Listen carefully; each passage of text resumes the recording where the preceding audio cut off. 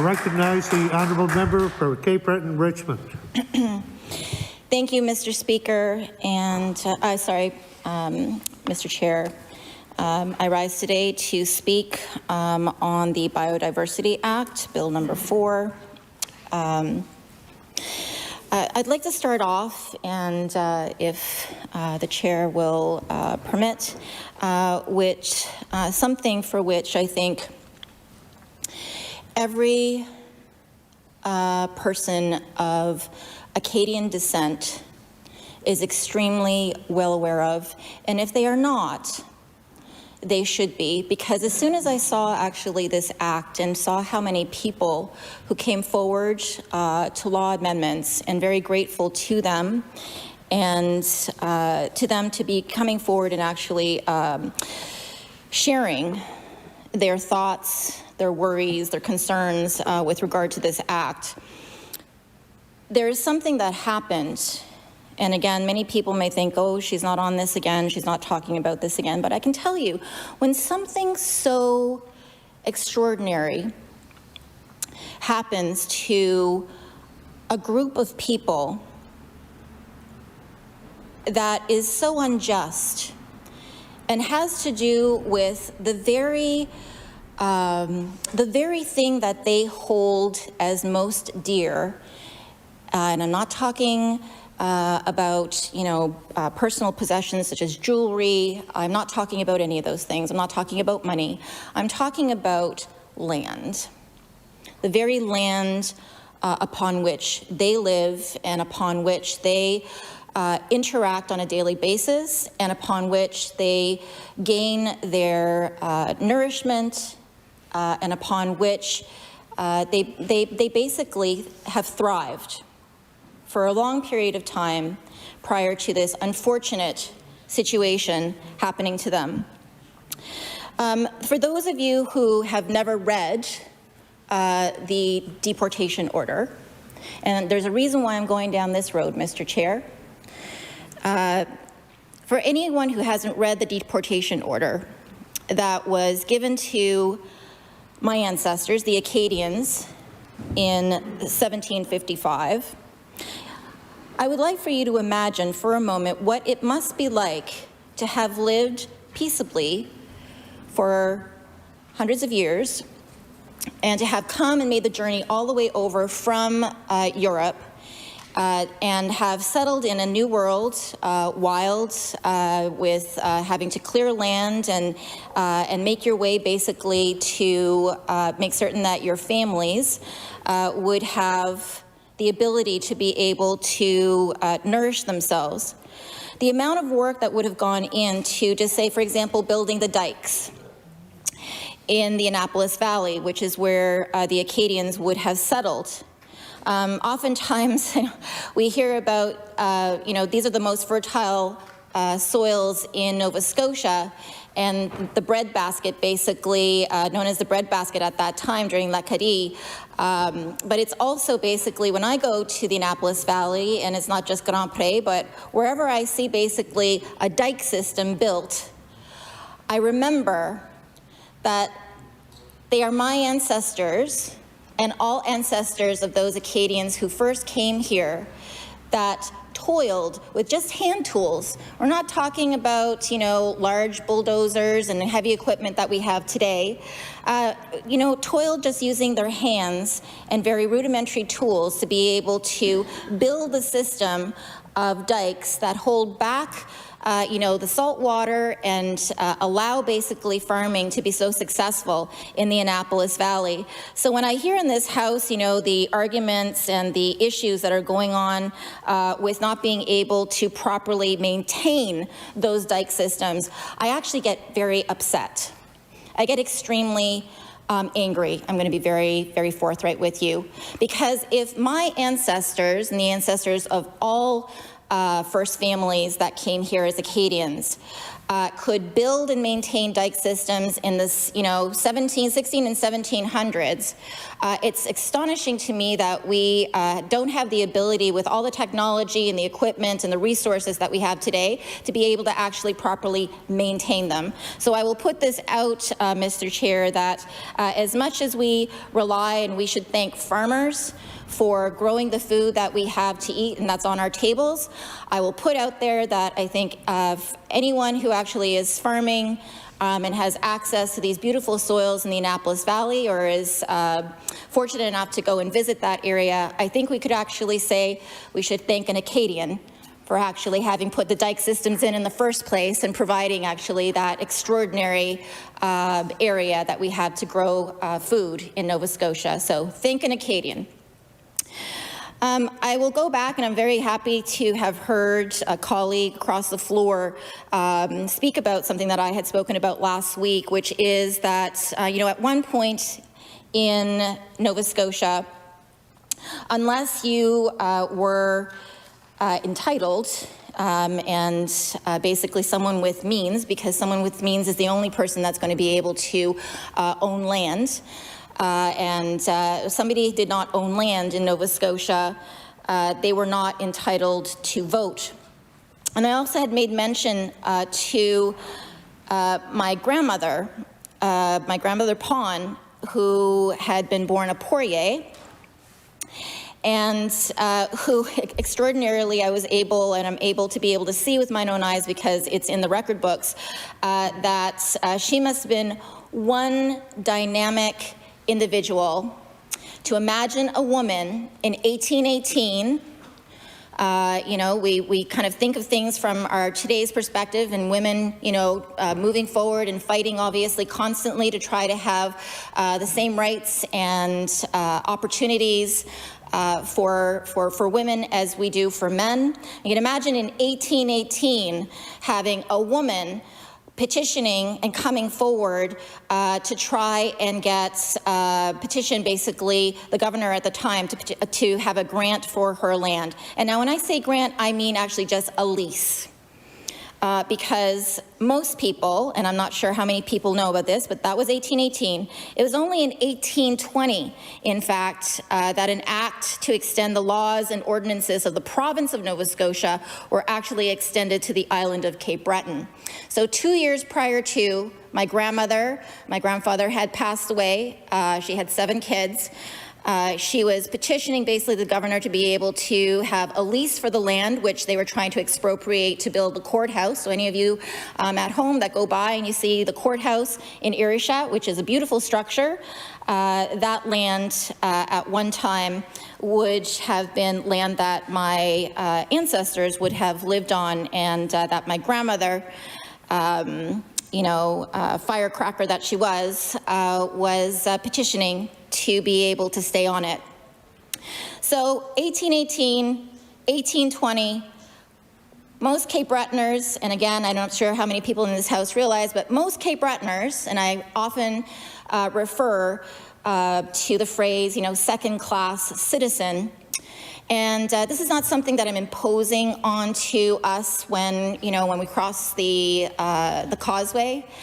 There are many people who call me, who speak to me, who text me, who feel as though they are oftentimes treated as second-class citizens. And I will say, Mr. Chair, that oftentimes I feel, especially in the last 2 years as I have been sitting in this House as an independent, being treated as a second-class citizen on a whole different level. So you can imagine that, again, you have no right to vote, and therefore you have no rights to be able to make decisions as to what is happening within the province that you live until you actually own property so that you can actually be able to vote. So if you're a Cape Bretoner prior to 1820, 1821, you're going to be very hard-pressed, considering you can't own land. And let's add on that, basically, that all Acadians that I knew at the time, I think at the time, all Acadians would have been Roman Catholics. And it was only until 1826 that Roman Catholics were in fact permitted to hold office and to vote. And when I say Roman Catholic, because that's what it says on our legislative site, I really mean male, privileged Roman Catholics. So I would like to move on, Mr. Speaker, because as my ancestors both in Acadie and also during the siege of Louisbourg, so the deportation happened in 1755, lasted for a little while, but you can imagine, you know, what you see is basically the authority coming in, you know, the government, if you will, at that time, the colonial power coming in. You have been living peaceably for a couple hundred years. You've been productive and giving back basically to the area where you're living, and all of a sudden you're basically, all of your muskets at the time would have been seized. The men are, you know, taken to the church, and you're basically read a deportation order and saying thanks very much basically for all the work that you've done. And I realize, and the word that was used, realize that basically that you are of the same species, MI, you know, you're the same species is the wording that's used in the declaration. So thanks for recognizing that Acadians are of the same species, that literally all the hard work, all the effort, all the gains that you've made.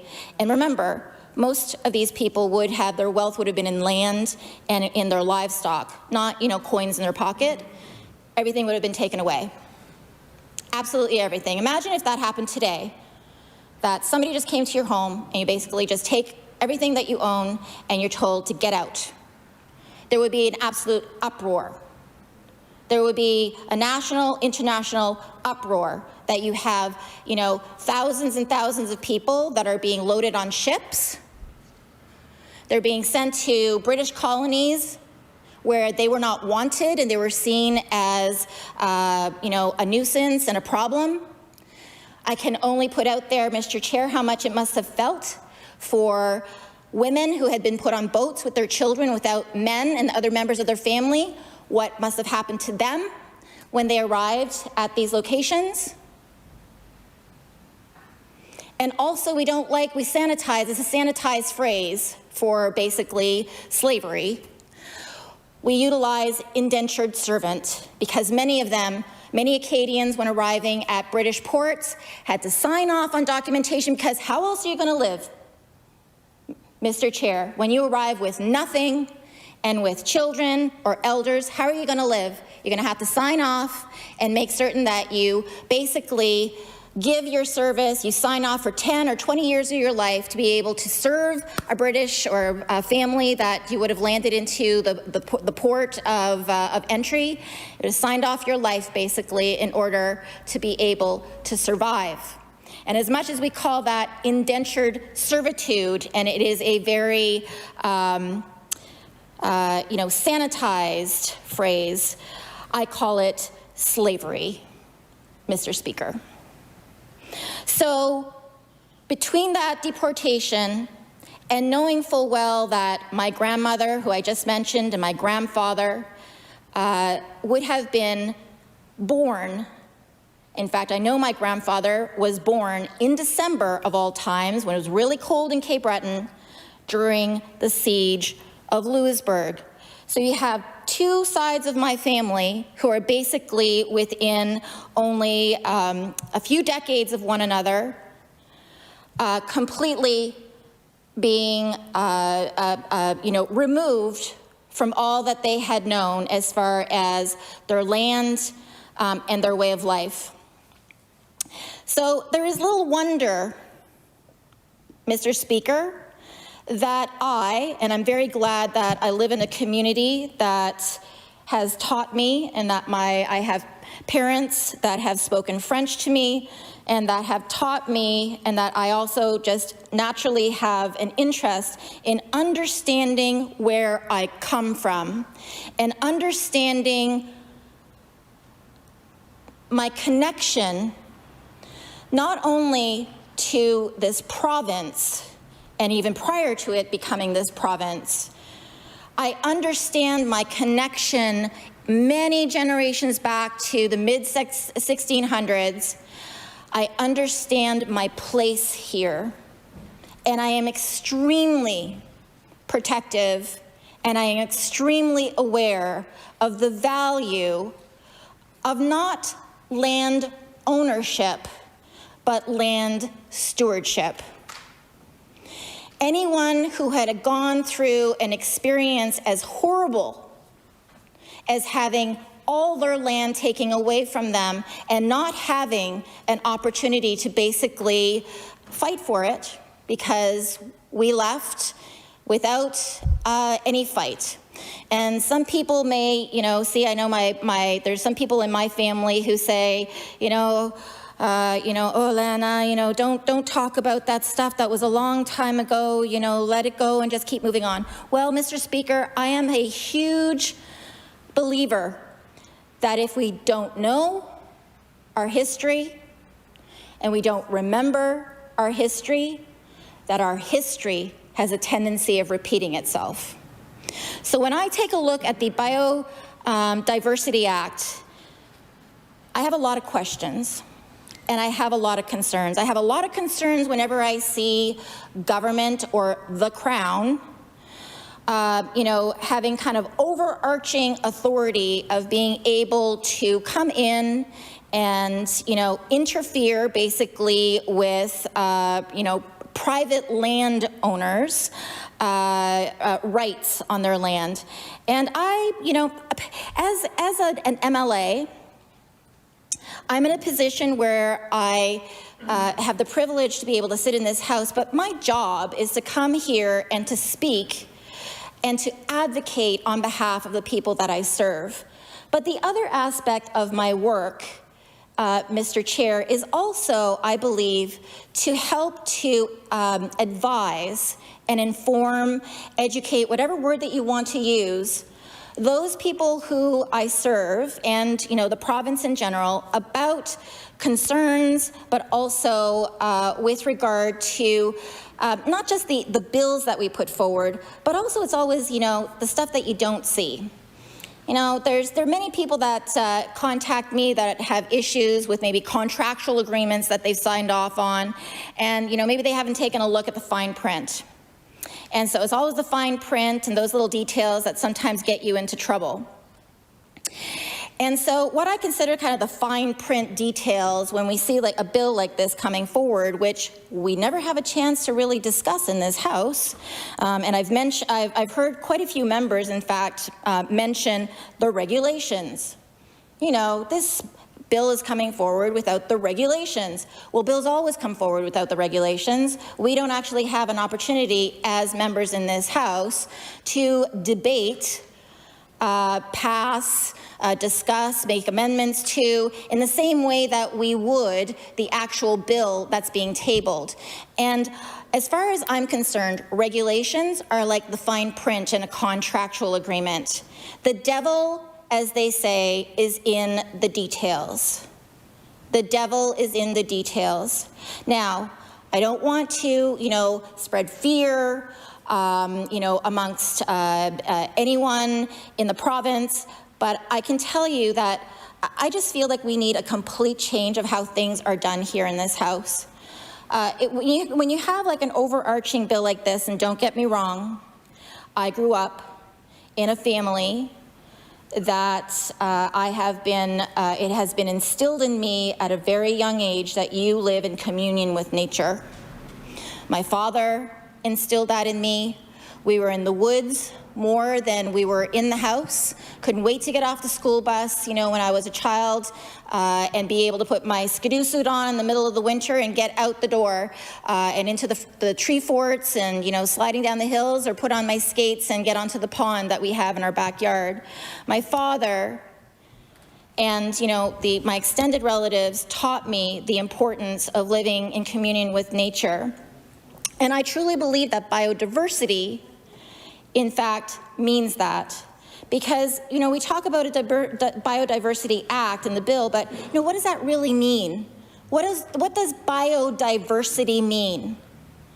Well, I looked it up, And it basically means the variety of all life found in our world. So it basically takes in all living things that are in our world. And so when I grew up, and I still hold fast to this today, and I oftentimes feel like I'm an anomaly, because of this and maybe other ways that I think. But because it was instilled in me early on, again, to be sensitive, to be a good steward of the land which we as, descendants of the first Acadians that came to this land and who unfortunately lost our land, we were always taught to make certain that the land that we do have and the land for which we are responsible, we need to take care of it. And it's not just looking at this, at what is best to do for the land or the environment that would be best from, I'm going to say, an anthropocentric viewpoint, and that's kind of like the human viewpoint. It's about taking a look at everything that actually exists on that land. My father was a very gentle soul. He was an extraordinary human being.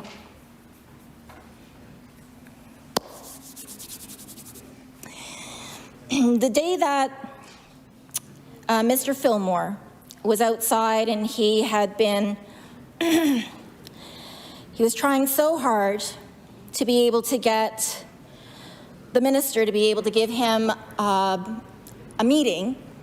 And the minister had come forward and said that he would meet with him. I was actually sitting with him outside when one of the assistants, the ministerial assistants, came out and just basically said, sorry we couldn't meet earlier. There was an issue with, I believe, the Zoom link or something to that effect. And I was thinking to myself, here I am sitting just on the side of this, the wall, the concrete wall that's just outside of the legislature. And I'm thinking to myself, how difficult can it be for someone to just come outside of that, secure barricaded zone within the legislature? What is the big issue here with just actually walking out and having a conversation for like 15 minutes with a young man who obviously is extremely impassioned about the issue of clear cutting, which is an issue that is directly related to biodiversity in this province? See, I'm going to say I don't get it. I don't understand why it needs to be so complicated. I don't understand why we have to go to these extremes, such as Mr. Fillmore, to be able to get the attention basically of those who are in government and who are making decisions on behalf of not only ourselves as Nova Scotians, they are making decisions for all living creatures, because really that's what the Biodiversity Act is about. You're making decisions for everything. It's not complicated, but it was a moment for me of learning. And, I could almost hear my father saying to me, Alana, why won't they let you speak?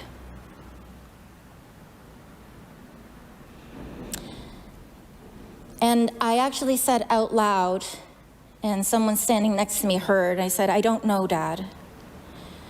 I don't know why it's so difficult to have an opportunity for not just myself sometimes, but also those people who we pay lip service to, we say that we serve. I don't understand truly why we have to make it so difficult. I didn't grow up with a them and us mentality. When you're growing up, you don't ask questions about your heritage, except your immediate family, and these are the lessons that, they're trying to teach you from right and wrong. To me, speaking to someone like Mr. Fillmore, who was actually on a hunger strike, that's how desperate he was to be able to bring forward his concerns about the issues around clear cutting, we should just do the right thing and grant him the meeting that he was promised in the first place. But it also doesn't have to be that complicated.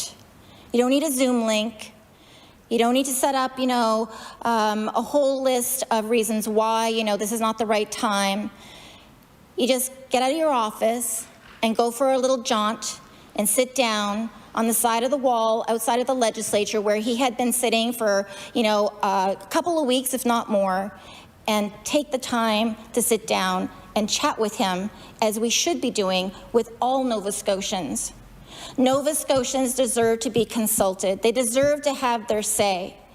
I'm very excited that law amendments, in fact, due to COVID-19, has been opened up that, I think more citizens are able to possibly come forward. That is, if they have access to, a computer system, able to take a little bit of time off of their workday, as well as have decent internet connectivity.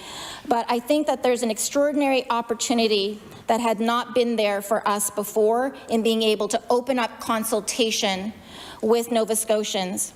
When I was listening to law amendments, with regard to those who came forward on this Biodiversity Act, what I heard again and again and again, and the list of presenters was lengthy, which says a lot in itself. What I heard again and again and again was that there was a lack of trust. There was a lack of trust, basically, with regard to the intention of this bill. There was a lack of trust with regard to how and whom was consulted and had a say with what went into that bill. And there was a lack of trust overall with government. And there is nothing that saddens me more, Mr. Chair, when, Nova Scotians come forward and express again and again and again that they do not trust those that they have elected to sit in this House to make decisions on their behalf. Those of us who sit in this House are only one part. This is just one aspect. I'm just one of many thousands of people that I represent in my home constituency of Cape Breton-Richmond.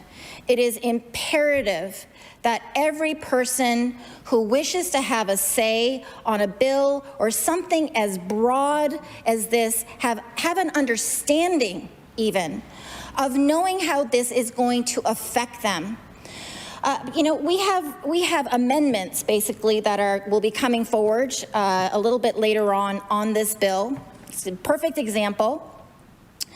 We received these amendments to this heavy bill that's in front of us to begin with. I mean, this is legislation. This is where we make and decide on what laws are going to be passed in this province. This in particular is an act that will have far-reaching consequences on every landowner, Crown land, public lands, forestry industry, everyone. We need to make sure that we get this right. We need to make certain that it is completely transparent about why this act has been brought forward in the first place. We need to make certain that everyone has had an opportunity to be consulted. But when I see that, for example, amendments come in, a few minutes before we're supposed to take our place in this House, and I don't think that there's any particular protocol, a set protocol in place in the rules and procedures of this House, there's these amendments that come forward from government and from the opposition parties, the last minute legal changes, and we're given basically, we need to make a snap decision when these amendments come forward, sometimes within 10 minutes of us seeing them, and we're supposed to basically say yay or nay on whether or not they should go or not go, forward, and the amendment should be actually added to the act. It's not enough time, Mr. Chair. For something as important as this, any amendments, as far as I'm concerned, with regard to a biodiversity bill or any other one, should be given, a timeline, a cutoff, a deadline, so that we as members who are having to make decisions on behalf of all Nova Scotians have an opportunity to understand what the ramifications are going to be and understand the legality behind inserting or amending certain areas within Order, the bill please. that's in forward. I apologize for interrupting, but due to COVID protocol, we're going to take our COVID break for 15 minutes, returning at 2:35, and the member still has 30 minutes and 30 Order, please. The Committee of the Whole House on Bills resumes, and I recognize the honourable member from Cape Breton-Richmond with 30 minutes and 13 seconds left. Thank you, Mr. Chair, and I appreciate the opportunity to be able to again rise to speak on the Biodiversity Act, which is before us. I believe I had left off in my discussion prior to us taking a break in talking about what we as MLAs, our responsibilities are when it comes to obviously looking, debating, and making certain that the laws which we are enacting are to benefit, obviously, all Nova Scotians, but further to that, even though we're elected, obviously, by people, we need to be making good decisions, sound decisions, fair decisions that have also a holistic view of all living things in this province, which, again, as I had mentioned earlier, is what biodiversity really means. It is, again, all life found in our world, and in this case, with this act, it's all life found in our province. In speaking with some friends of mine earlier, I was reminded, actually, of something that is often said by our First Nations relatives, which is, it means all my relations. And when you think of all my relations, perhaps some people may think of that as just all my human relations, when really the intention is much further afield in all my relations and all my relationships with all living creatures. And I believe it's in Mi'kmaq, it's Nsitnogama. It's very difficult to pronounce if you're not familiar with the language. Nsitnogama, all my relations. And again, in growing up, I would not have really been thinking about this as a child, but looking back again at the lessons that my father taught me, it was really actually with this sort of premise in mind. My father was always extremely cognizant of all living creatures and his effect, our effect, on our living world. I often, think about, and I am human, and so I am going to say this, I sometimes think how egotistical we are, how hypocritical we are. We come forward with, I think, good intentions, maybe not good intentions, maybe some of the intentions of putting some of these bills forward are somewhat self-serving or, for other reasons. But I can only hope that, most bills come forward for the right reasons. But I often think, how egotistical we are as human beings, that we think that our lives are more important or have more priority over all other living things. And again, I didn't grow up that way. I was fortunate, again, to have a father who taught me, and whose, grandparents and grandparents before would have taught him the importance of the idea of all living creatures or all relations. When you think of biodiversity, and I thought about a lot of this over the weekend, I went, and I often do some research before wanting to stand up in this House. It's easy for me to speak about my heritage. It's easy for me to speak about the history of my connectivity to this land. I live it every single day, and those who came before me and who sacrificed really so much to make certain that I'm actually here. It's really quite extraordinary to think about what my relatives and many people's relatives have gone through in their lives, existing or surviving wars, surviving transatlantic travel, either 300 or 400 years ago, or even today. The amount of things that could go wrong is just, it's a multitude of things that could have gone wrong, and that I could very well not be standing here today at all. So I always think about that, how extraordinary and what a gift it is to me, this life that I have. I am so grateful to my parents and to all of those who have contributed, those who I have not even ever met, Mr. Chair, who have contributed to this extraordinary gift that I call my life. And that it's my responsibility, as far as I see it, to make certain that with their sacrifice, I make the best choices for not only life as it exists today, but also life that will live, I hope, long after I am gone. I watched over the weekend a BBC documentary that I believe it was Dame Judi Dench, and I can't remember the name of it. I think it was, My Love of Trees, or it was all about trees. And I came upon it as I was doing some reading. And I have to say, it's an extraordinary documentary. I would recommend it to anyone who actually wants to have, I think, an aha moment when it comes to, being informed in maybe a little bit of a different way with regard to the importance of trees. Biodiversity obviously takes in many things, but I'm going to concentrate on something for which, when I was young, and again, maybe a lot of us take for granted, is the fact that we can actually breathe properly. Trees are the lungs of our world.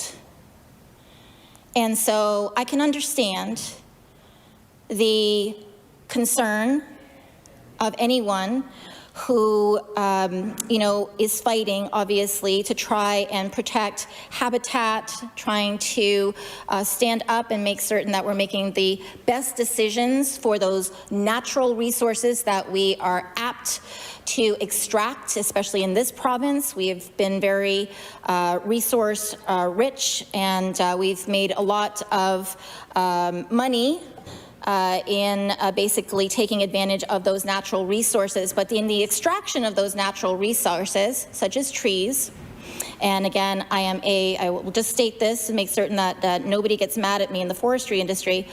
I am a woodlot owner. My woodlot has been silvicultured. I am very proud of the woodlot that I own, and I'll say own, but I will say this again. I'm only here for a certain amount of time, Mr. Chair, and therefore I'm only a steward of that woodlot while I'm here. And it's my responsibility to make certain that it is properly managed for those that will come after me. So going back to this documentary, it was talking about trees and the importance of trees, and of course that trees are the lungs of the world. Trees, have this extraordinary network of communication, which I was not aware that exist under the ground, and it made me think about, how hard we're working as human beings to actually connect, communication systems above ground with intranet and phone lines and cell towers, satellites up in space, and that I just thought to myself, here's the natural world of trees creating basically this network of communication lines under, subsoil, underground, that, are able to actually be able to talk to one another, be able to send signals to one another, be able to actually help one another. And again, if you're just looking at it from a human perspective, and that's just a tree, and it's a nice thing for being able to sit underneath to take, some shade, or perhaps cut down and make into some studwood, or perhaps burn to make your house warm. I think it's really important that we take a moment, as we should with all living things which we utilize as resources, whether that's a tree or livestock. I'm a farmer, so every single time I have to, we say process, but I will say take the life of one of the members of my livestock. It bothers me. I think about it. I actually have a special process that I go through to thank the animals that lose their lives in order, or sacrifice their lives in order for myself and others to be able to nourish themselves. When it comes to trees, I had an aha moment during the BBC documentary, because I actually I think I came to a better understanding on a connectivity between not just communication patterns of trees underground and the ability that they can send energy and water to trees that are actually not feeling well to one another, but I also came to an understanding of, as a child suffering severely with asthma, and anybody who went to school with me in elementary school probably remember me not going outside a lot of the time during lunch hour or recess afterwards, and being attached to basically, my breathing machine. When you go through a process like that, you probably, you become kind of a watcher of things. But I always remember, Mr. Chair, as soon as I got home, as I mentioned earlier, I couldn't wait to get out the door. And I had some of my favorite places that I felt, and I'm going to use this terminology, I felt as though I could breathe easier, was actually either under the boughs of the tree, and I had a favorite one just right next door to our house. I had basically spent most of my time where I could breathe easier in the boughs of the tree, where I had actually built a tree fort and hung out and read lots of books up there, much to my mother's chagrin, because half the time she couldn't find where I was. And then later on moved even more, further afield, and found, other places in the forest where, again, I felt that I could breathe most easy. And so I wondered to myself, after watching this documentary, and again thinking of trees as the lungs of the world, the purifiers of, so much of what we put into our atmosphere, I actually wondered, and I looked, but I couldn't find any research, if a child like myself who has breathing problems found their way actually into the boughs of trees and spent a lot of time climbing and most comfortable in there, if it was because, of course, trees give off oxygen. And if, in fact, the area within those boughs, those millions of spruce and fir needles, would actually producing higher levels of oxygen or pure oxygen, where I could actually physically feel that I could breathe easier. And so I have always had an affinity, to trees. Again, my family, we didn't have, a lot of money in our pockets to go take, grand vacations. And most of the time when my dad was off, we were fortunate enough to just have him home for just a month in the summer. Oftentimes, whether it was summer or winter, we would be in the forest. We'd be collecting our firewood for the winter. And I can tell you, I never tasted gum, actually, Mr. Chair, until I was, probably a teenager, because the gum that we would have chewed as children would have been that which my father would have taken off of what you see on the side of a spruce tree or fir tree, which looks like a big bump, and that's all the sap that's accumulated. That's what we would call in Acadian la gomme, which is basically the gum of the tree. So I guess I want to put out there, with only 16 minutes left to speak, again going back to what does biodiversity mean, that all life, it's all life that's found in this world.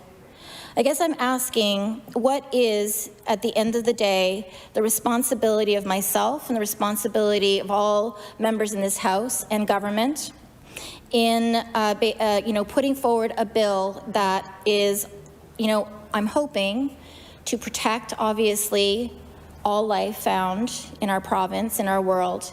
But there are areas in there that concern me, Mr. Speaker. Change doesn't come easy. We, as human beings, we don't adhere to change, immediately. And nor should we. We should always ask questions. We should always, questions are important. You shouldn't automatically assume that government is making the best decisions on your behalf. It's part of the reason why I'm here, to ask questions and make certain that government stays accountable. But I truly believe that if government wants Nova Scotians to be good stewards of the land, and I'm going to use the word steward, not owners, if the government wants Nova Scotians to be good stewards of the land, they need to lead by example. We need to lead by example. I do all that I can to make certain that my land, which I was attracted to in the first place, I own a farm, was that it was not sprayed with any chemical fertilizers, pesticides. It hasn't been actually for over 20 years. And I try to adhere as much as possible to, we call them organic, principles, but really it's just principles that would have been in place by my ancestors when, they first came here.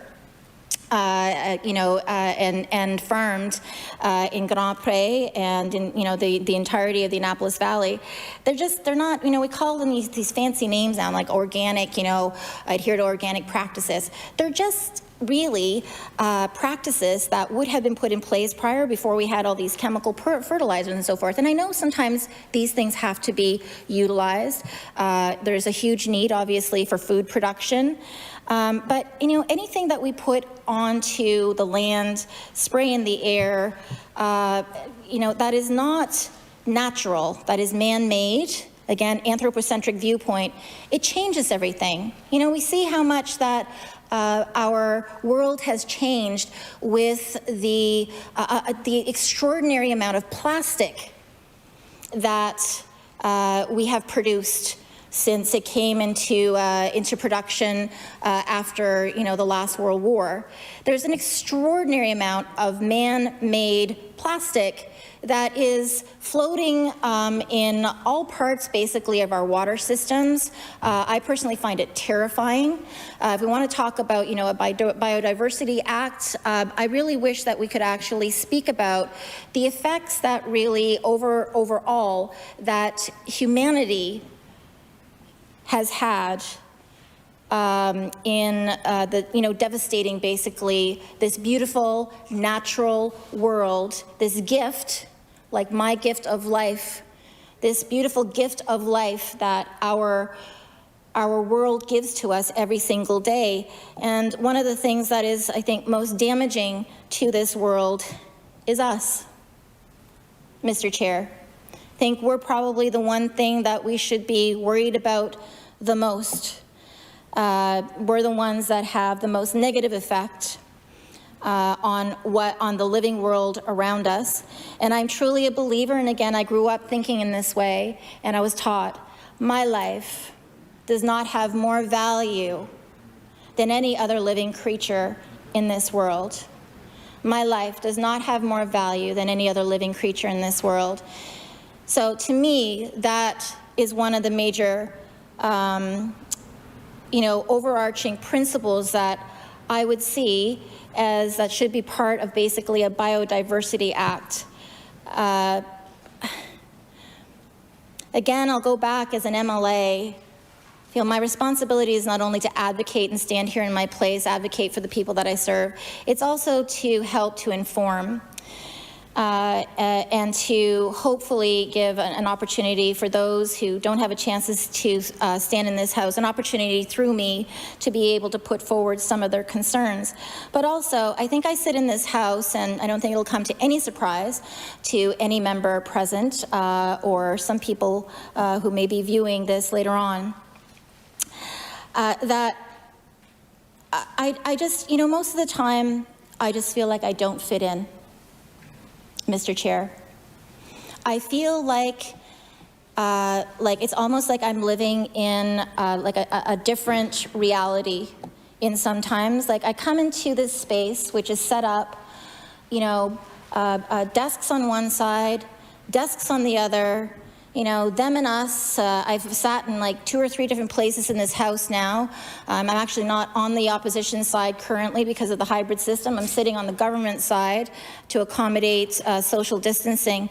But I simply don't understand this and us because I did not grow up this way. I did not grow up being taught this adversarial, combative type of system that I have found myself in here. It's not them and us. It's just us. Boundaries on a page, that delineate basically a property description from Crown land or, to public land or from one neighbor to the next. Well, not everybody actually has the same background as what they think of as like proper stewardship. And I understand that we need to have, some rules in place to be able to protect, obviously, living creatures, all living creatures, including human beings. But a boundary on a map, when we're asking like somebody's like Crown land or public land, to me it's just land. Again, I don't see it as my land or, the province's land. I just see it as our land, our province, the land in which we have been actually granted stewardship from the generations that came before us. To me, it's common sense that we would want to make the best choices possible for the land upon which we live, so that the health of us all, including our children and their children that come after us, is not going to be negatively affected, Mr. Chair.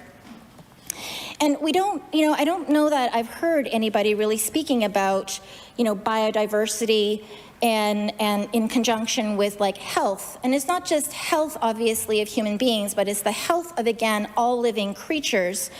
I know this weekend, it's Easter weekend, and I want to take this opportunity to wish all those in this House and at home a very happy Easter weekend to come. But one of the things that I'm looking forward to, not just, getting across that causeway and getting home, but it is to put on my jeans and a sweatshirt and a pair of dirty mucky boots and get outside. And I want to get outside and breathe some fresh air, which is part of the world that we live in. I want to be able to go and enjoy nature in between some of the meetings that I have, work-related things that I have. But I will just be so glad to be able to go outside at home with my family, with my dog, with the bottle-fed lamb that we are taking care of at the moment, and just be thankful of the extraordinary gift of life that not only I have been given, but that we have all been given, which is our natural world. We must do everything that we can to protect it. We must do everything that we can to make certain that it is preserved. And especially when you go back and think of health, you know, we're in the middle of a pandemic situation right now, Mr. Chair. And, you know, we may not think about this on a daily basis, but this pandemic is due to basically a virus skipping from, you know, another species into our species. It's, you know, a zoonotic virus, basically, and there are many of them on farm, and, you know, as I've been a farmer for over a decade now, I've learned a lot, basically, about zoonotic diseases and the way that diseases are transferred, viruses, bacteria are transferred between, basically, one species to another. It can happen. It happens all the time. So when you think about, you know, the destruction or the removal or the improper management, protection, preservation of our, you know, of our world, of all living things, not just some. We hear all the time about how many species are either at risk or have gone completely extinct. Completely extinct. They're gone. They're gone forever unless we decide to, you know, bring them back through artificial means someday. They're gone. Imagine, again, if it was human beings, a species that, you know, was going completely extinct or had. I sometimes wonder, Mr. Speaker, if, in fact, the world would just perhaps be able to heal itself in the way that it needs to, if not, you know, other species were not here anymore, but perhaps, again, and I'll say, we are, I think, one of the most dangerous things to life on this planet. And I really don't know, you know, how to properly comment on something like that without it perhaps sounding without getting somebody angry with me, I guess is the way that I will say it. I still think, though, that we are one of the most dangerous creatures of all creatures in this world. And so, as much as we are looking at this Biodiversity Act and we have concerns on whether, you know, we're putting overarching abilities to government to be able to go onto private owners' lands, I think that government perhaps should be taking the lead. Again, change is very difficult, and it should not be, you know, pushed down people's throats. How about government take the lead as being good stewards in this act? Maybe as a secondary, you know, a secondary portion to this, perhaps we could take a look at government taking the lead and then private landowners, as they often do, take the lead again from those who are supposedly leading them in government and in this chamber. So I understand the lack of trust with those who came forward. I understand the frustration and the lack of consultation. I understand the importance of protecting that which surrounds us, which once gone is very difficult to replace. And I'm talking living world, but I am also talking and having, again, the historical perspective of having, you know, again, that removal, that loss of land that has happened in our historical past as Acadians.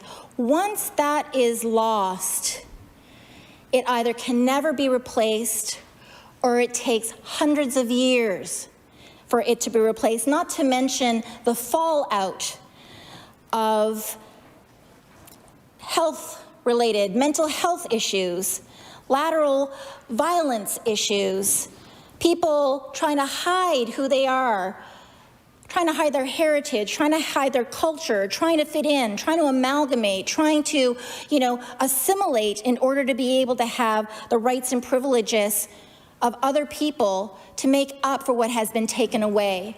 Once we enact a law in this province, it's very difficult to go back. Once we enact a law in this province that changes the rights, changes the privileges of all Nova Scotians, it is very difficult to then reverse that.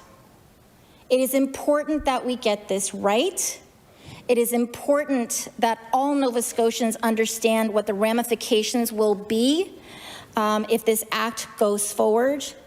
And I would hope, Mr. Speaker, that in speaking now for almost an hour, that my words have perhaps, again, I feel as though I sometimes don't speak the same language. I'm not talking French or English, but I don't sometimes feel like I speak the same language as some others perhaps who are in this House. We're not them and us. You know, biodiversity, the world around us, is not them and us. It's not a line on a page that delineates Crown land and public land or neighbor from neighbor. The land in which we live, the world in which we live, and that this act will alter or will either preserve, protect, or unfortunately take some rights and privileges away. It affects all of us. It's about us, Mr. Chair. And with those few words, I will take my seat. Thank you.